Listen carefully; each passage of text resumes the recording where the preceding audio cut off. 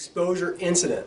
Now don't confuse exposure incidents with an exposure. Exposure literally is anytime you're in the vicinity of blood or body fluid. An exposure incident means it got into your body or onto your body, even if that skin was intact.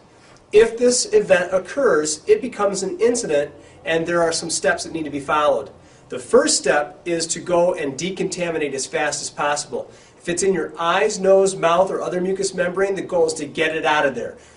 Wash it out with water, flush it out. If all you have is coffee or soda or something else, take a mouthful, swash it around, spit it out if it's in your mouth. If you're by a sink, get it in your nose, blow it back out. The goal is to get the contamination out of your body or off your body as fast as possible. Check for any other areas of contamination, including your clothing. If there's clothing that's saturated with blood, get the clothing off and decontaminate the skin.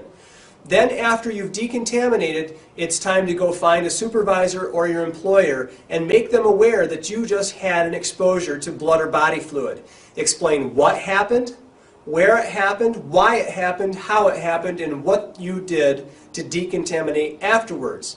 They're going to take specific information from you and who it was you were exposed by or what it was you were exposed by. And then from that point, it's time to actually fill out the basic information that's required by law to be filled out and turned in by the employer to start the paper trail on this incident. And then the goal is to get you to medical evaluation and follow-up. Now, medical evaluation is done by a professional. You'll probably be better off by going to an emergency room or hospital that specifically deals with exposure, the follow-up of that exposure, and then any treatment prophylactically or reactively depending on the amount of exposure and what happened.